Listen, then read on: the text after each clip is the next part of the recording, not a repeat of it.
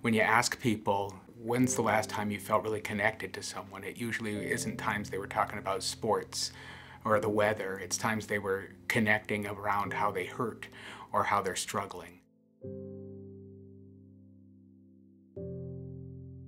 Having a place where you feel safe, where there's a space where it's okay to talk about difficult feelings, can be like a holding environment, can help people feel supported and like they have a level of trust and that they belong to something. In my experience, when someone has really been there for me and I felt freed up to express the full, breadth of my emotional experience, it's tremendously comforting to know that that was okay and that was accepted.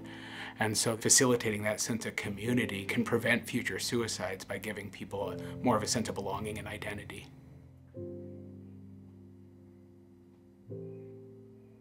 For some people, they may need a little bit of support, few words of encouragement and normalizing, and for others, it may require referrals to additional support and checking back in and giving leave time and those sorts of things. And so it's a really tricky thing to say, okay, these things really work and we're pretty sure this stuff is helpful, and each incident will be different and have its own circumstances. So it requires people to use a guide as well as think on their feet and consider each incident as unique in its own right.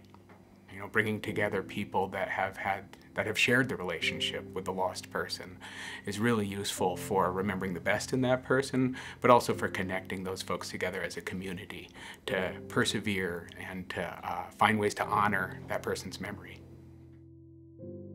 And so this can be really uncomfortable for supervisors to embrace, and so it requires some emotional willingness. It requires some leaning into the discomfort to acknowledge that this problem is real and that we can all benefit from learning more skills around it. For me as a supervisor, one thing that's so critical about having a plan or a checklist is not because I'm going to hold that checklist in my hand, and tick them off as I go through, but so that I can remember to cover all my bases, so that I can feel like I've done as inclusive a job as possible of making the appropriate referrals and saying the things to normalize the experience. Not only does it reduce my own tension and anxiety, but it reassures me that I've done the things that are the best practices, the things that are recommended, and the things that have been shown to be helpful. So what we're talking about today is not just having a plan for a supervisor to know what to say, but the idea that we could have teams of dedicated professionals to wrap around the experiencers and provide them support. It is important to have a suicide postvention plan to help take care of employees if a suicide should ever touch your workplace. The Workplace section of Uniting for Suicide Postvention provides information on the steps a workplace can take to support employees after a suicide loss. Please visit USPV today for support and to learn more about healing after suicide.